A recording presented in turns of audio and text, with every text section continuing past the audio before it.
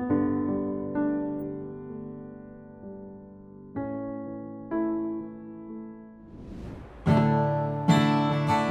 We rejoice of the fact that we could sing of God's love forever. Thank you, Jesus. Come on, let's sing about God's love. Over the mountains and the seas, your river runs with love for me. And I will open up my heart and let the healer set me free. I'm happy to be in the truth, so I will daily lift my hands, for I will always sing of when your love came down. Once again, over the mountains. Thank you, Jesus. Over the mountains and the seas, your river runs in love for me. So I will open up my heart and let the healer set me free. I'm happy to be in the truth, so I will daily lift my hands, for I will always sing of when your love came down.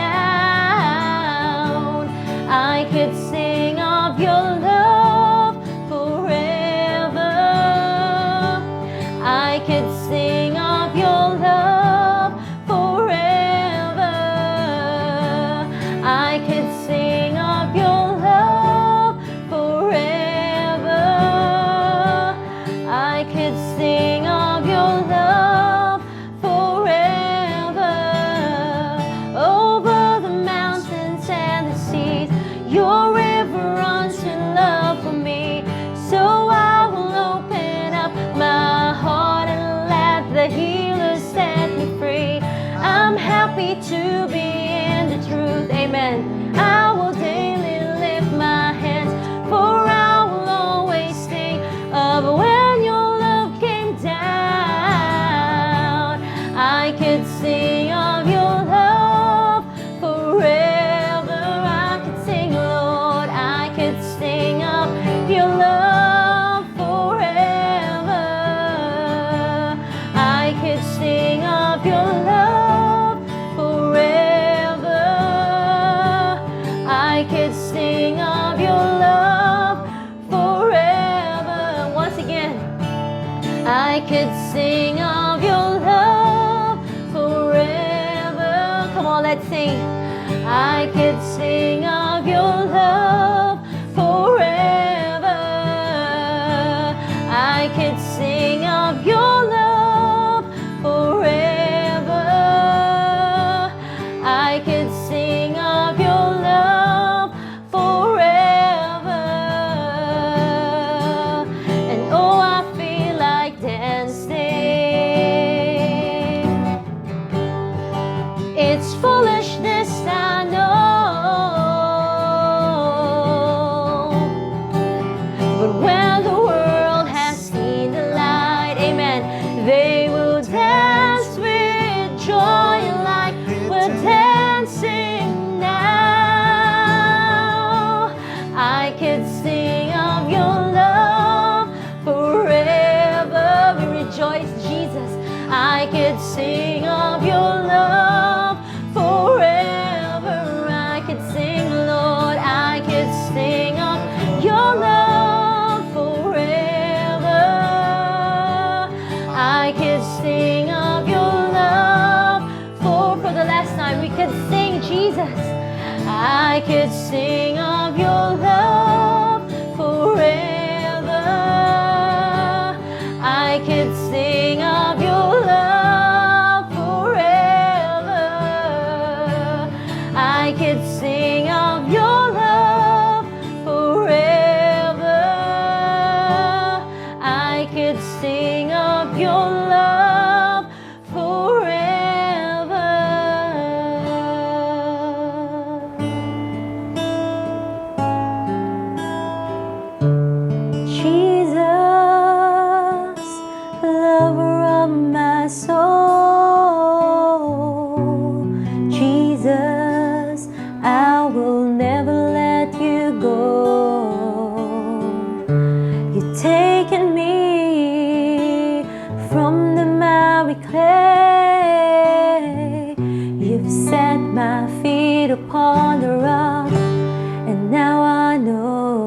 once again.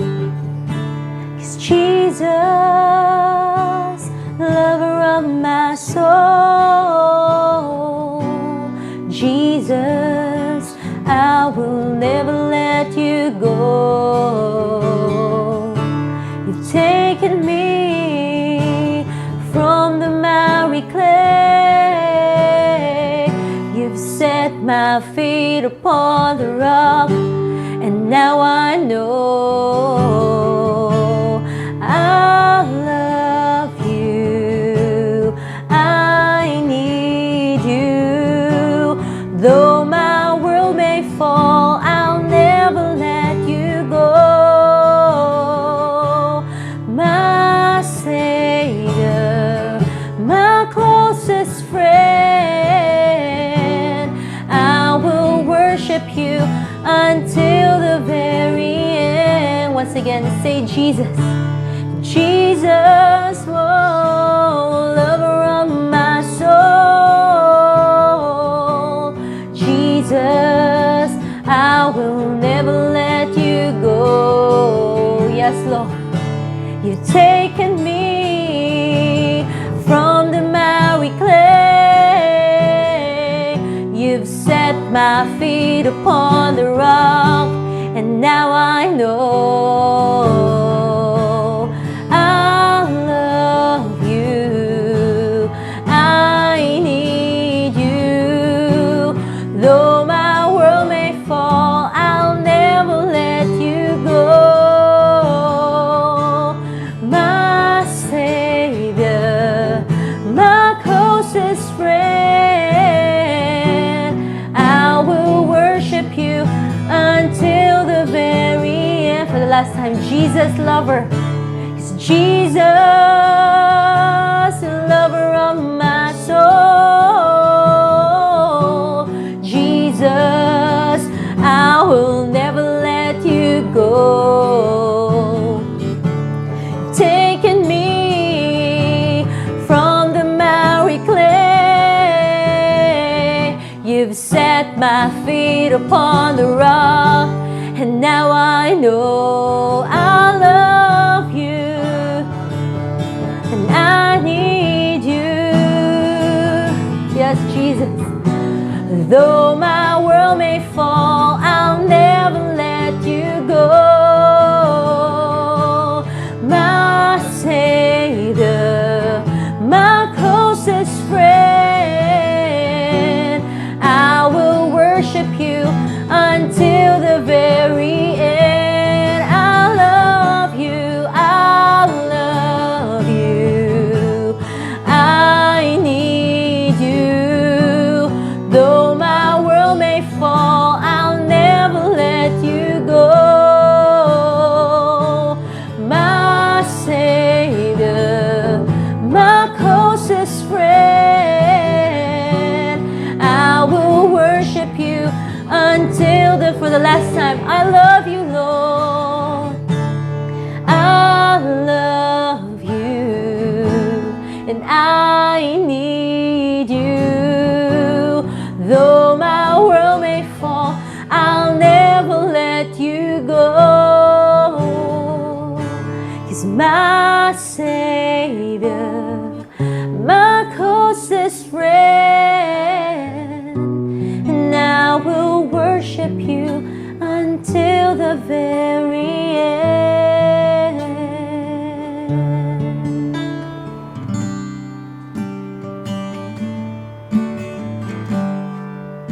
When the music fades, all is stripped away, and I simply come,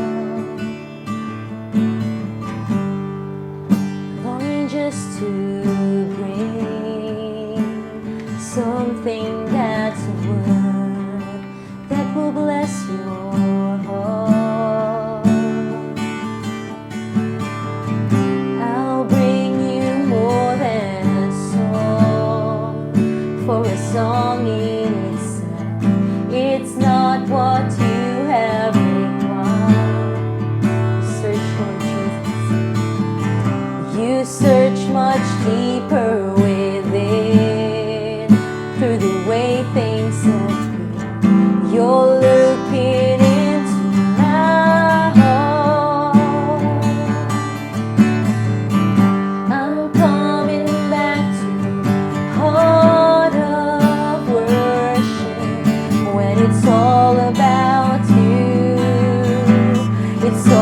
about you, Jesus. I'm sorry, Lord, for the thing I've made it. When it's all about you, it's all about you, Jesus. Yes,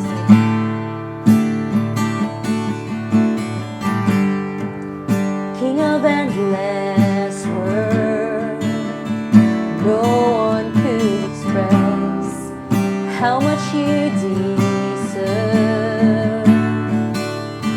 Though I'm weak, oh God, though I'm weak and poor, but all I have is yours. Every single breath, we bring you more than a song. I'll bring you more than a song, for a song in itself, it's not what you have required. God, you search much deeper within. Through the way things appear, you're looking into my heart. We're coming back, Lord. I'm coming back to heart of worship. When it's all about you, it's all about you, Jesus. I'm sorry, Lord, for the thing I've made it. When it's all about you, it's all about you, Jesus. I'm coming back to the heart of worship. When it's all about you, and it's all about you, Jesus. I'm sorry, Lord, for the thing I've made it. When it's all about you, it's all about you, Jesus. Yes, Jesus, we worship you, Lord. We go back to the heart of worship, but it's all about you, Lord. Come on, let's bring the Lord more than a song. I'll bring you more than a song, more than a song. Yes, Jesus, more than a song, oh God. I'll bring you more than a song, more than a song. Yes, you're looking into our hearts, Lord Jesus. You're looking into my heart, into my heart. I'm coming back, Lord. I'm coming back to heart of worship. When it's all about you, it's all about you, Jesus. I'm sorry, Lord, for the thing I've made it. When it's all about you, it's all about you, Jesus. Amen and amen. Lord Jesus, it's all about you. Among pagkanta, among pag-worship, among pagtapok, and even as we dedicate this time to you, this Sunday morning to you, it's all about you. Dili about sa amua, among wants, among desires, but it's about what you want in our life. So, allow this time for us to be a time of dedication and giving honor to you as you are our God. In Jesus' name, amen and amen. Okay, let's all be seated. Maglingkod ta. Okay, atong verse for today, as we finish off ang book of Genesis, it's in Genesis chapter 42. You can read with me. When Jacob learned that there was grain for sale in Egypt, he said to his sons, "Why do you look at one another?" And he said, "Behold, I have heard that there is grain for sale in Egypt. Go down and buy grain for us there, that we may live and not die. So 10 of Joseph's brothers went down to buy grain in Egypt. But Jacob did not send Benjamin, Joseph's brother, with his brothers, for he feared that harm might happen to him. Thus the sons of Israel came to buy among the others who came, for the famine was in the land of Canaan. Okay, so as you know from the story, last Sunday nag-discuss ta about ang ascension ni Joseph sa Egypt. Humanata with how he managed ang vision, pag-fulfill sa vision, and everything else. Ang karon ng focus nato iyang relationship with his brothers. Sa paggiunsa niya na. And I think it's very relevant nowadays, especially na naatay family that we really care about. Na ay family in the same way nga na ay away, na ay jealousy maybe, na ay gubot, na ay strife, na ay unforgiving attitudes, and all these other things. So I think it's relevant now and how he was able to come to a point of forgiveness. Giunsa to niya. So we know the story na at this time na ay famine. We learn later on na ang famine di ay nila, naapa sila sa year 2. Pahumanay pang year 2. Pila ito kay years of famine ang vision na gihatag? Pila ganito? 7 years. 7 years of abundance and 7 years of famine. Again, sa ilang time, when you say famine, it means wala jud kay pagkaon. It means in a time na walay canned goods. Okay? At a time na walay bread.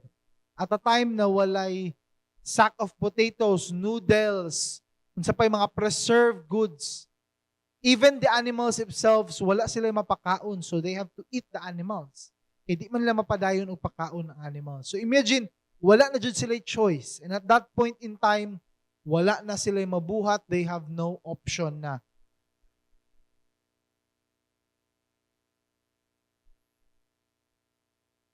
Okay, so we continue on in the story and we learn in the story na niadto sila, they bow down their heads, they presented themselves to the new prime minister of the land. Okay? Mo nang role ni Joseph at this time, he was the prime minister. Gisugo sila by their father. At tumo dito, ayaw lang ninyo dalha si Benjamin. Ngano ganito? Because Benjamin was the son of his kinsa? Yang favorite wife.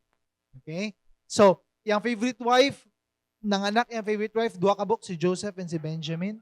And dili siya gusto na mahilabtan, di ba? Namatay na ilahang pagsabot. They understood that they thought namatay na si Joseph. So isa na lang jud from my favorite wife.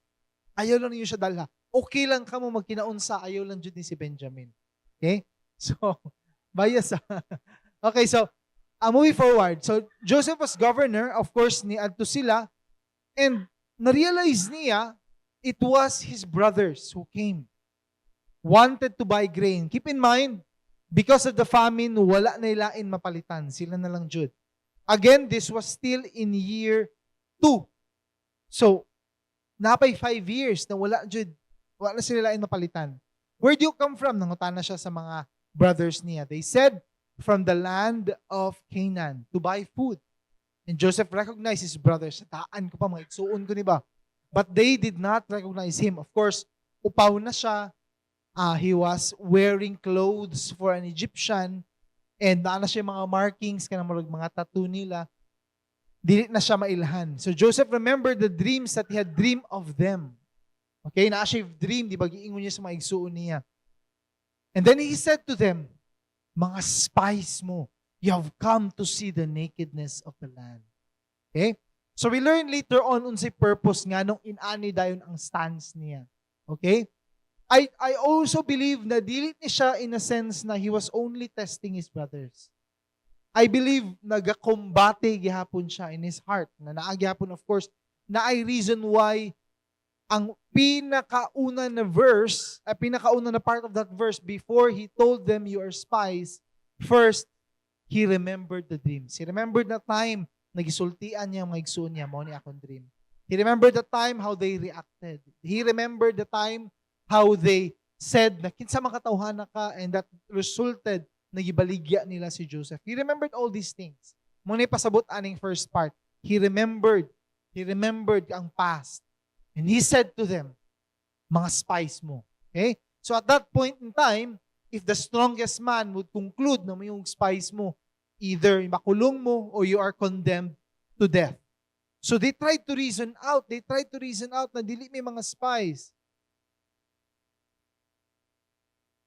They said, we, your servants, 12 remakes. So naghatag sila backstory para ingno nila ba nga genuine jud kaayo ang story. Ang bitaw na anak panagsa pag naa kay mabalaan na mamakak bitaw. Ang labi na pag naa kay anak, I'm not saying baka ako na kong anak.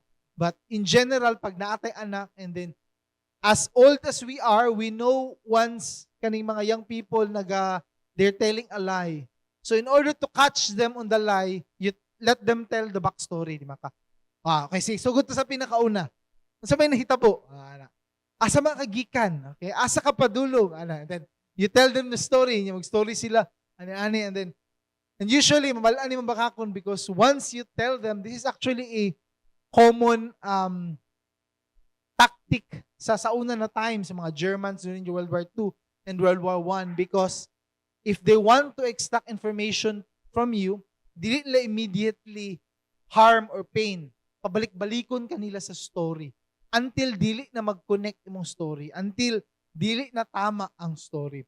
So siya to justify nga tinuod ni siya gihatag niyang backstory siya. Kami 12 may mag-isuon na may one man, anak mi of one man in the land of Canaan, ang youngest namo. So he was telling the truth, okay? And so in short, kung test ni Joseph, pasado sila sa pinakauna. But Joseph said to them in verse 14, it is as I said to you, mga spies jud lagi mo from Canaan. By this you shall be tested by the life of Pharaoh. You shall not go from this place unless your younger brother, tung suod niya na igsuon si Benjamin, dalhan ninyo diri. Send one of you, isa lang sa inyo ha, let him bring dala siya to prove na naadjud mo youngest brother. While you remain confined that your words may be tested. So, test na to be kung tinuod ba ng backstory nimo. Padalha diri si Benjamin. Okay. So on the third day, Joseph said to them, do this, you will live. Okay, hawa na mo. If you're honest men, let one of your brothers remain confined where you are in custody. So gibaliktad niya, gitagaan niya grace. Naghangyo sila, kailangan mi mo balik. So all of them were able to go, but kailangan isa mabilin. Okay? One of them must remain. Okay, so we learn from the story, you let them go, bring your youngest brother to me, maunang sabot nila. And then they said to one another, kaya nadunggan niya, wala siya kabalo, na Joseph was able to understand their talk. Kaya bantayin ninyo, in verse 21, they said to one another, in truth, nag-istoryahanay sila, guilty ta, aning nahitabo about our brother. In that we saw that this stuff is so, we begged us, and we did not listen. This is why, nagabaan ta. In short, ana siya. Late na awa, sa una lagi, gibaligyan na to si Joseph. Balos na uni sa tuwa sa Ginoo. Nagabaan na ta. Ana. In short, ana ilang tono. They were telling themselves, tagam juta. And then si Reuben, okay, answered them, di ba niingon ko sa inyo ha? This was the eldest, sa side ni Leah. Ana siya na, di ba niingon ko sa inyo ha, not to sin. Ako nag-stop sa inyo, but you did not listen. So now, mauni siya, gigabaan ta. Reckoning for his blood. Verse 23, they did not know that Joseph understood them, na minaw si Joseph. Now, kanya first test pa lang, aside sa first test na nilakaw, first test nakita niya na lahi niya mga igsuon. Naanay remorse, naanay repentance. Nag-ano na sila, naghinulsol na sila. They see na sa mga sala nila and they discuss with one another. So he returned to them and spoke to them, and he took Simeon from them and bound him before their eyes. So on the third day, Joseph said to them, do this and you shall live, for I fear. Same ganiya, bantayin ninyo katong verse 21 as I said, they talked to one another in this way. Nagrepent na sila. Nakita ni mo na naanay remorse, na-gets nila. Unlike tong last time, nagkaahi kayo. Di lagi baligyaon na to, tuntuhan na to, kanaglagot yun ta sa iyaha. Now, there's one challenge. What happened with them is that as they went out, syempre gibayaran nila ang grain, kuha nila ang grain. They understood na nagbayad sila, nakuha nila, but as they went out, they realized one problem. Along the road, one of them opened the sack para naipakaon sa ilang livestock. They realized there was money on top. Meaning, katong gibayad nila, gibalik sa ilaha. So, nakulbaan sila. Ano sila?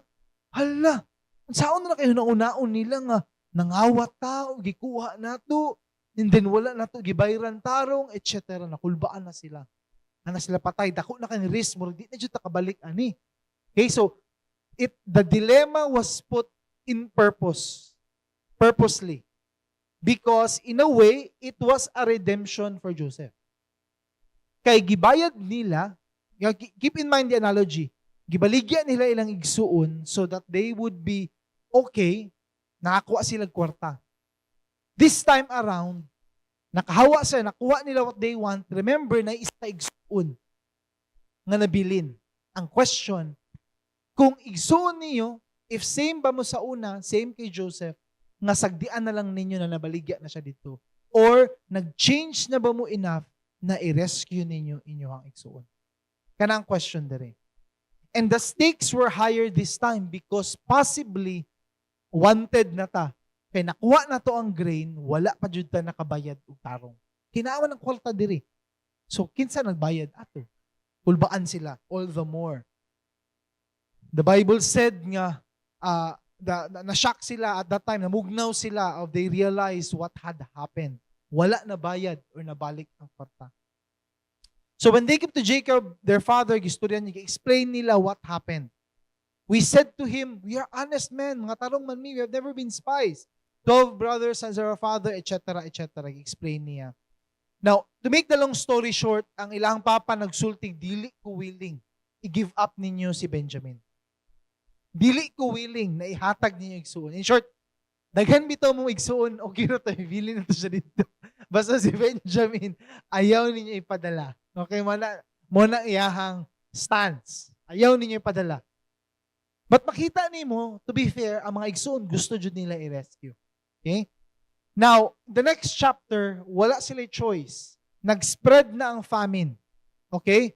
Go again, and then hurot na tong food that they bring, go again. Sugot nila papa, buy as a little food. But Judah said to him, the man, klaro ka iyong giingon sa amua, you shall not see my face unless your brother is with you. If you will send our brother with us, we will go down and buy you food. But di mo padalon si Benjamin, then we will not go down. For the man said to us, you shall not see my face unless your brother is with you. Klaro kaayo ang iyahang ang will niya on what he wants. And Judah said to Israel, his father, send the boy with me. I will arise that we may live and not die, but both we and not little ones. I will be, another nakita nato nga change in their hearts. Verse 9, I will be a pledge of his safety. Judah said, ako bahala. If di siya kabalik, take my life. Pati ako, hindi siya kabalik. Okay, anak na sila na point. It became to a point that it was shown in the Bible that they really changed. Nagbago na sila. Okay, so ana siya kung magdugay-dugay pa ta, verse 10, if we have not been delayed, ikaduha ng tatanig balik, twice na amo ang trip, twice the food na among napalit, if di pa ta magdugay-dugay.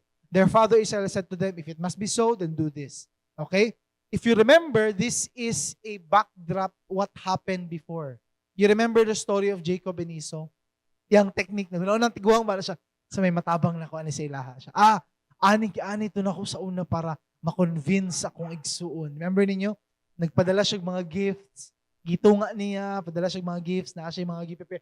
Ana siya, sige, pag-andam mo ka ng mga fruits, pag-andam mo mga regalo, nagunaw na siya para tawon ang tiguang nag-think og way para lang say best impression so that my sons will be saved. Take double the money, doblihan ninyo, ayaw tong inyong bayad lang, times 2 karon, ingnan ninyo, explain ninyo dito sa ilaha, etc., etc. Perhaps it was an oversight. To make the long story short, they journeyed, they went. And once they went, Joseph saw Benjamin, iyang igsuon. Keep in mind, lahi ilang bond with Benjamin. He was the same mother sa ilaha. And siya lang tong only brother niya na wala nag-side against sa iyaha. Wala nag-away sa iyaha. He saw him, he said to his steward, bring the men into my house, slaughter an animal and make ready, they will eat with me. Magsabay sila lunch with me. The man did as Joseph told him and brought the men to Joseph's house. Verse 18, the men were afraid because they were brought to Joseph's house and they said, hala, it's because of the money. Tungod yun sa kwarta ba? Which was replaced in our sacks the first time that we were brought in so that he may assault us and fall upon us to make us servants and seize our donkeys. Hala, dito sa balay nila tirahon ba? So, verse 19, they went up to the stewards and explained sila before sila nisulod. Ano sila? Sir, verse 20 said, oh my Lord, we came down the first time to buy food and when we came to the lodging place, gi-open naman mong sack and there was each man's, explained siya, our money in full weight. So we have brought it again. Sir, kanang, if tungod man ni sa kwarta, klaruhon na ako, clarify na ako, we've brought the money again. Okay? So, naalay simple na mali siguro sa accounting or whatever, and we have brought another money. Lahi among pambayad aning food, ha? Ayaw mo gunahuna na nanikas mi sa inyo, ha? We do not know who put our money in our sacks, explained siya. Okay? So the servant replied, he comforted them, ana siya, peace to you, do not be afraid. Your God and the God of your father has put treasure in your sacks for you. I received your money. So ayaw mo kabalaka, nabayran mi. Okay? Then he brought Simeon, katong naa sa prisuhan, gigawas niya igsuon, and he went with them. And when the man had brought the men into Joseph's house and gave them the water, washed their feet, when he had given the donkey's father, they prepared the present for Joseph's coming. So, i-prepare na itong regalo, ikan sa ilang papa. For they heard that they should eat bread there. When Joseph came home, they brought into the house to him the present. Ipakita nila. And they had and bowed to him to the ground. He inquired about their welfare and said, is your father well, the old man of whom you spoke? Is he still alive? Verse 28, they said, your servant, our father, is well. He is still alive. They bowed their heads and prostrated themselves. So again, remember, this is the second time nagbow down na pud sila sa iya. So naay mo references ba no katong vision, dreams about 2 times nagbow down sila tanan sa iya. He lifted up his eyes and saw his brother Benjamin, his mother's son, and said, is this your youngest brother? Mauna ba ni of whom you spoke to me? So, then verse 30, Joseph hurried out for his compassion grew warm. Niadto siya sa likod, wala niya napugnan niyang sarili, nihilak siya. Okay? Dugay na kayo. Imagine, if you remember the last time, pilang ito siya ka years na prison and na slave combined. 13 years. Okay? I still remember, kita ko itong movie, emotional ba kung tanaw ato kay, ang title is, if ako masayop, 30 years a slave. Katong Academy Award winning na he was a black man and during sa time na ning ang history nato wala pa siya taga-ag rights, he was one of the few who became a free citizen as a slave. He was a very well-educated man. And pagawas niya, wala nito ang mga tao that he was a free man. So he had a family, na siya yung mga anak. Simply one day, while nag-shopping siya, na ay mga racist na mga tao at that time, di mo tuong nga slave siya. Gibira siya, gikulata siya, gisulod siya sa slavery pit. And he was sold again to slavery. To make the long story short, natingala yung family na wala na nandiyan siya.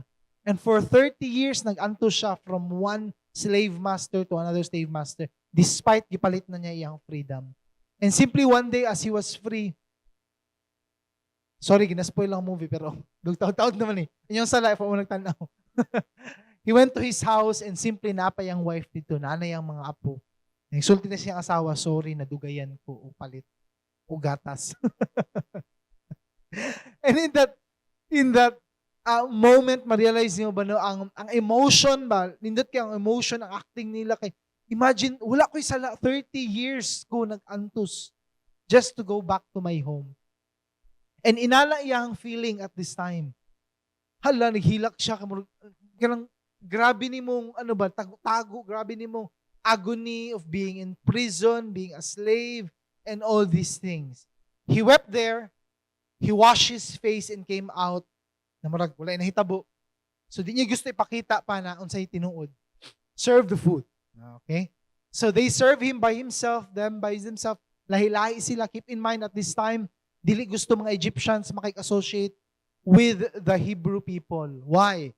Mainly because of dietary reasons. So murag in a way sa atuan natin mga igsuon ng mga Muslims, panag sa we don't dine together, especially na pork, ang sa ilaha more on ang sheep. Okay, more on ang sheep. Di sila gusto sa sheep. And they know they were shepherds. Di sila ganahan murag mahugawan because of this animal that they are taking care of. So dili sila mag-eat with them. Okay, they could not eat with the Hebrews for that is an abomination to the Egyptians. They sat before him, the firstborn, naglinya sila. Portions were taken to them from Joseph's table, but Benjamin's portion was 5 times as much as any of theirs. Okay? Yang paborito ko niya nga igsuon. And they drank and were merry with him. So he was simply looking, observing, itanaw niya from abdikang table, iyahang mga igsuon. And he realized lahi na jud sila. Okay, so it was at that moment he was happy with what happened. In fact, dagan siya gihuna, most probably, kung si plano niya, what's the next step. And he realized that okay na siya. I think for him, sa pagsabot ng situation, he wanted Benjamin lang mabilin. Ang brothers, pwede na mamuuli. I think in a way, it was reconciliation para sa iya. Okay na ko, na-settle na ako. Pwede na mamuuli dito, ako ang igsuon lang kung gusto mga uban dire. Ako ang youngest brother. And I'm sure he would reveal himself to his youngest brother.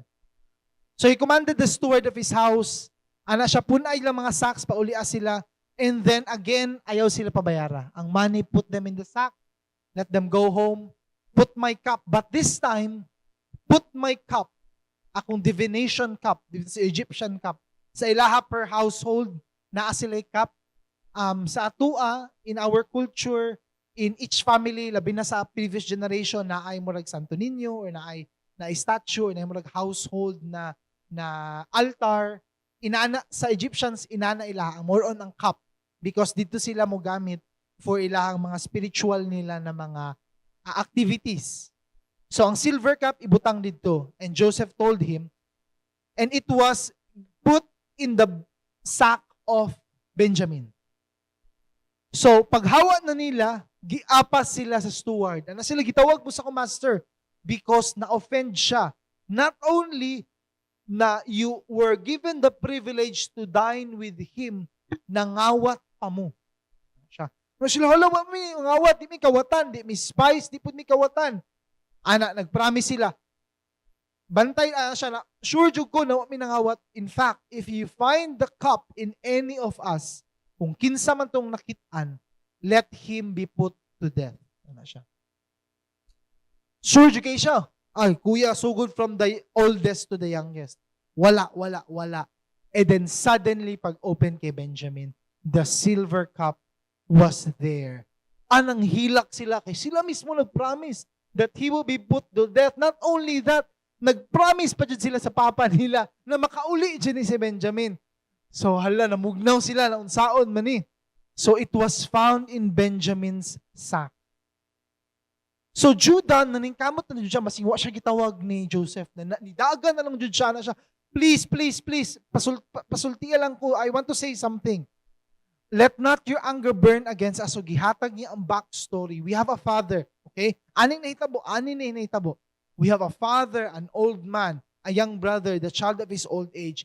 Ang patay na iyang igsuon, okay? He alone is left of his mother's children, and his father loves him.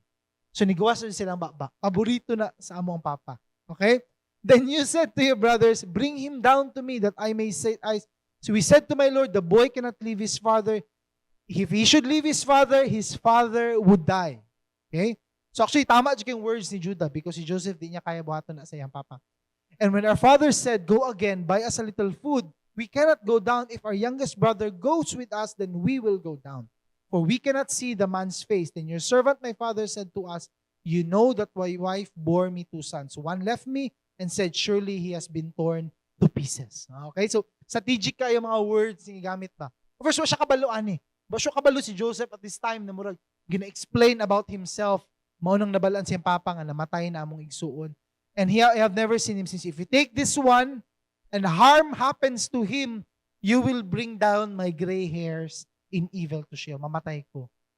Asterisk, ako pod kay promise ba na ako nga ako ang kinabuhi naka-guarantee aning igsuon ako. So ako pod namatay pud ko. For your servant became a pledge of safety for the boy to my father. Nag-promise jud ko sa iya ha. I've done. Now therefore, okay, kani ang pinaka-importante na part in this story. The final check in the test. Verse 33. Now therefore, please let your servant remain. Ako na lang instead of the boy. As a servant to my Lord. And let the boy go back to his brothers. For how can I go back to my father if the boy is not with me? I fear to see the evil that would find my father. Wala na nahitabo during Joseph's time. In fact, sila tanan in accord, in unison, baligyaon na to itong igsuon. It was the very first time he saw the love of a brother. Naniyog, ako na lang. Pakulong ako dali. Pati ako na bala. Basta pauli lang na mo igsuon. Okay? So, mauto ang final step nga wala na jud na pugan ni Joseph. And one thing to realize as we stop in the story before we continue, it's a lesson about ownership. And in fact, if you want kita, as we struggle to find true men in our generation, in the next generation, in fact, there was one time nakakita ako na iduha ka boxers ba, dili sila magkaaway. But kanang panagsa ang media manggod ginaspin ang story. Pag naipangutanan na question sa imo, nag-explain lang ka sa answer and then waon nila ang snippet mo na ilang style. They take a snippet of what you answered in the interview and then ipadala nila sa isa niya murag kunwari kaluko ka. Murag nangutanan lang check si mas gusto nimo, si Michael Jordan or si LeBron James. And then answer kasi mo question. And then kwaon nila tong snippet and then to instigate something para mag-away na mong duha. So one time, di sila particularly magkalaban, nagtaparay lang sila. They forgot nga naka-on ang mic sa isa. Because ang isa, ginatabon niya iyahang book sa iyang baba so that people won't be able to read what he's saying. And then the isa nagstulti na siya, wala ko ganahi si mo gisulti itong isa ka interview. Isa. And then niya na siya nga, sa interview na siya, kabalubya ka nga, they are spinning the story, dito tinuod. Ana siya, I've seen the whole video, kita jud ko. And then ana siya, sorry, wala tika gitry offend. To make the long story short, nagistoryahanay sila, hunganay sila, but they were very calm. And yamin niya na, bito, mo tong giingon, mo tong opinion, naman tayo opinion, ana. And then they settled their difference right there on there sa stage. Wala nakakita lang sila lang, but naka-on tong mic nila.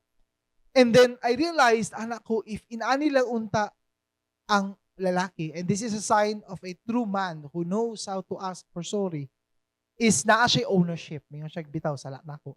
Nabuhat na ako. I admit, money, it's because of this, I can now move on in my life. And kana na story, especially mo, na-inspire ko atong video, gisend ako kay Dudong, anak ko dong.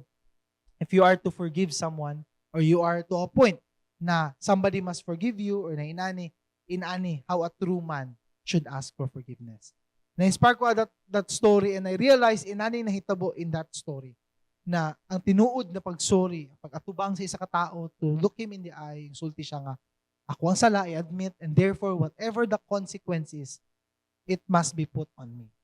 And we realize even sa atua in our familial history, we have experienced most probably abuse in the past na atay mga sa relatives, there are people who have hurt us.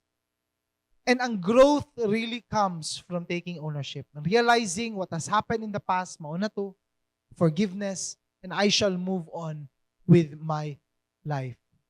And that has happened here. And in fact, mauto ang na-realize nila in verse 33. Katutong last statement before Joseph was not able to contain himself.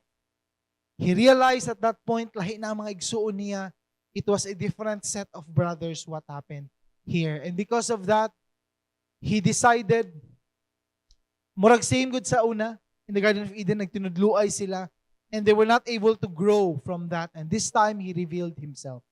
Wala niya contain niya sarili, ako ni inyo igsuon. Because for him, pasado na sila. They realized and they showed themselves, come near to me please, I am your brother Joseph. And now do not be distressed or angry, ayaw mo kahadlok, because you sold me here, for God sent me here before you to preserve life. For the famine has been in the land these 2 years.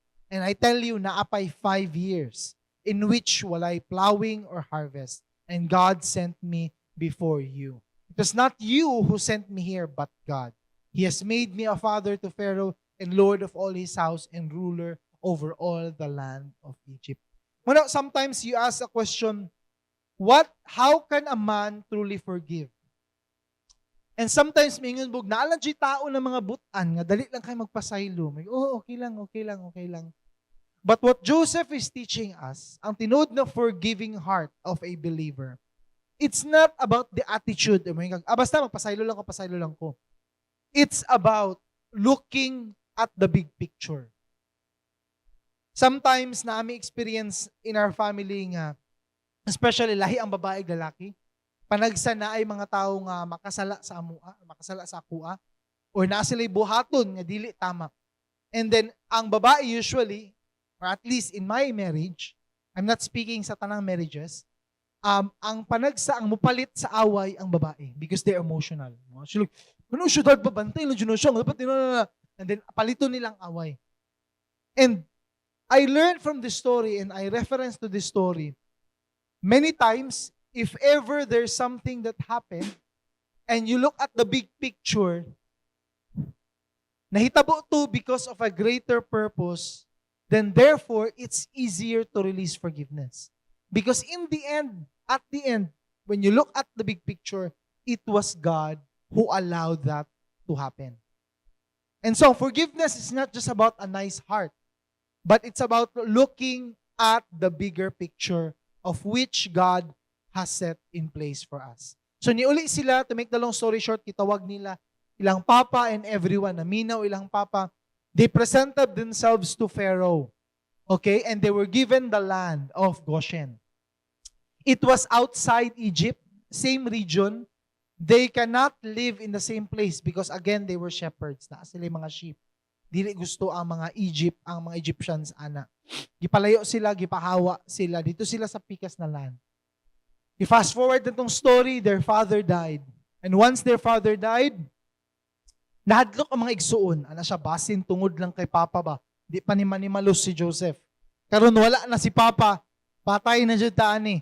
So when Joseph saw that their father was dead, they said, it may be that Joseph will hate us and pay us back. Karon magawas sa tinuod niya na colors. Okay?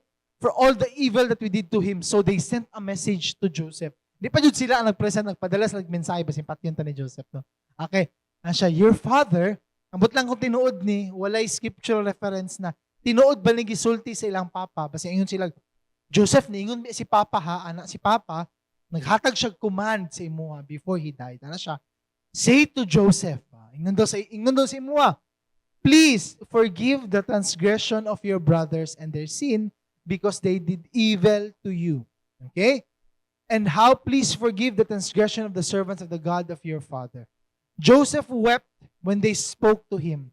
His brothers also came and fell down before him. Behold, we are your servants. So ikaw na bahala sa mua, how you treat us. Joseph said to them, do not fear, for am I in the place of God? As for you, you meant evil against me. Meaning, in fact, one of the most memorized lines in the Genesis book. As for you, you meant evil against me, but God meant it for good, to bring it about that many people should be kept alive as they are today. So do not fear, I will provide for you and your little ones. Thus he comforted them and spoke kindly to them. That's the conclusion of this story. Kung tanawon nimo diya, that's a faith-filled lens. And that's the only way we can forgive. If mo tanaw ta sa promises sa Ginoo and we realize the promises are bigger than your offense. Mas dako ang promises sa Ginoo kaysa offense ninyo na gihatag sa ako. And this is the reality today, especially we live in a world today nga grabe jud kaayo, everyone and anything can be offended. Everyone can be offended by anything. Okay? Especially sa time karon na grabe kaayo ang pag-promote sa pronouns and dapat inani, dapat pagsulti nimo sa kuha, kani mong gamiton, ma-offend ko, makaluko ko, i-cancel ti ka, mabash ko sa imuha, and all these other things. What Joseph is telling us and teaching us is ang power of the offense is as only as big as how much power you can give it. Meaning, kung gatuo ka sa promises sa Ginoo, and that's the biggest thing in your life, walay pwedeng butang nga maka-permanently offend you or derail you from the plans of God. Forgiveness is always worth giving. And pride is always worth losing. Before we had a kauban in the ministry, and I still remember, one time na-offend kay siya sa mga fellow workers. Nangutan na mi sa iya, nga nung offend kay ka, nakik-away siya, nung nasuko kay siya ba? And then nangutan na mi, ngano di ay? And then ana sila, kalugo mo kay sila sa amo, sir. Kalugo mo kay siya sa ako, sir. Na siya gisulti kani gitawag ko niya ani inani do akong batasan. Dili man ko inaana. Di man ko inaana unsaon na lang akong pride. Wala na ko'y pride ani gikaluko ko nila. And then at that point in time I realized something. Mao ni gawas sa ako ang mind in this sense, in this part during this time na dili ba ang pride is worth losing? Because mao ni only time na kaning mga unbelievers, when you release forgiveness, diya nila makita ang model, ang first-hand experience na gipasaylo ko. Pride is always worth losing. Kana ang exchange currency. For you to release forgiveness, you must lose pride. And I tell you, walay value ng pride. Walay value ng pride. In the sense that even our Master put Himself to death on the cross, the death of a criminal to forgive us our sins. Pride is always worth losing. Sultin yung katapat, please. Pride is always worth losing. For the married people who are here, and those who are joining us na married people, look at your spouse and tell your spouse, pride is always worth losing. Di ko mag-sorry. Masing sala niya ba? Di ko sorry akong lalaki diri sa pamilya. Ulaw-ulaw na mag-sorry. Pride is always worth losing. It must be fair. Pwede po babae ka ni sulti ka to. Uy, prinsesa ko sa Mumbalay. Gipadako, gialagaan, dyan ko sa kong papa. Niya ako mag-sorry-sorry. Pride is always worth losing. I still remember there was a story in Africa na ay duha ka tribe who were kalaban for 400 to 500 years na. Dugay na sila magkaaway. In fact, ang mga tao diri sa pikas mo kang Samaria o Jerusalem, lahi ang ilang the way they dress, and when they see each other, sila mo greet because kalaban ang amo ang tribe sa inyong tribe. Kalaban sila. There was one time, there was an interviewer, documentary iyang gina-film. He went to one tribe and nangutana siya, asa nagsugod ni inyong fight against this other tribe? And one of the person na yung interview, ana siya sa una manggod, ang ilahang descendant nangawat sa amo ang family. Okay, gisulat niya, gi-record niya, gi-edit niya. Now, it is at that time, nibalhin na pa siya sa Picas tribe, nangutana siya. Asa din nagsugod ninyong away? Katumagutong time na katong ilahang descendant, kikikulata ang among descendant. Siya, nalibog siya, lahi lagi yung storya sa Picas, lahi ang storya sa Picas. So after to, nibalik na pa siya sa first na tribe na yung interview. Lahi na tao, dili same person. Lahi nga family in that tribe. Asa din nagsugod ni inyong away? Ang tubag na po siya sa una manggod. Naami mga animals, naami mga baka, nangawat sila, wa sila nananghid. Siya libog siya, lahi tulo na kabuklain, lahi ng gisulti, nibalik na po siya Picas. Ano siya, asa din nagsugod ni inyong away? And tubag na po itong isa kalahi na family of the second tribe. Ano siya? Nagsugod manggod ni sa una. Kato nang hangyo may tabang sa ilaha na dalon to mga gamit. Wala jud sila ni tabang sa mua. Kinasunugan mi. So ano siya? Upat na kabuk. Sige siya pangutan na lain-lain tanang tubag nila. And he realized something. Ano siya? Sa kadugay nilang away, wa na jud sila kahinumdum ngano sila nag-away in the first place. Pero hantud karon if mangutana ka sila, kalaban na muna sila. And I realized something, pag abot na yung story, pagbasa na ako sa story, many times, masuko ta sa atong family, masuko ta sa ubang tao, masuko ta sa atong mga anak, masuko ta with other people.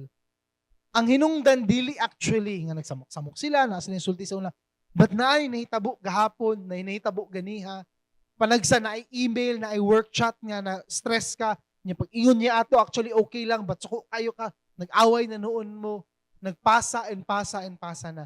And I realized the wisdom of what Jesus taught us. Ang gitudlo ni Jesus sa atua, pray then like this, every day. Our Father in heaven, hallowed be your name. Your kingdom come, your will be done on earth as it is in heaven. Give us this day our daily bread, and forgive us our debts, as we also have forgiven our debtors. Every single day, you start with a clean slate na walay atraso ang mga tao sa imuha because kipasaylo po ka sa Ginoo. Maunang only way for you to live a life that honors God. Na wala kay baggages ba? Tungod jud sa akong bana. Tungod jud sa akong papa. Tungod daghang idala-dala ba na? Wala pa nimo gi-let go. And because of that, affected ka always in how you interact and work with other people. In fact, nagsulti na yung nangutana kay si Peter nangutana kay Jesus, Lord, how often shall I forgive my brother? 7 times ba? And Jesus said, I do not say to you 7 times, but 77 times. 77 times. Of course, Jesus was not talking about literal, dili siya pilosopo nga, dapat na kay journal. Okay, strike 76 na niya, isa na lang jud, 77 na ta. Okay? Of course, it meant unlimited times. Unlimited times. Grabe, so radical ka iba, no? Pay attention to yourselves. If your brother sins, rebuke him. If he repents, forgive him. If he sins against you 7 times in the day and turns to you 7 times saying, I repent, you must forgive him. Because ilang culture man good 7 times. Kung namay 9 lives ang cat, ang Jewish na tradition 7 times. Literal dyan na 7 times. Mabito tong first pangutan ni Peter, up to 7 times ba? Tinuod ba na among tradition? Because literal dyan kay sila mo, ingon si Jud sila sa imuha, uy, kalima na ka sa kuha, ha? Ikaunom na ka sa kuha. Tinuod dyan na. It's a Jewish tradition. Ginaihap dyan nila. Atua, panag sa twice, di ba? Panag sa thrice. Siguro ang mga Pilipino, mauna, mingon sila bugo sa gugma, kay biblical kaayo sila. Maski pang napasakitan na sila, mabalik gihapon sila kay forgiving kayo sila. Biblical kayo sila. Sobrang lang ka-biblical ba?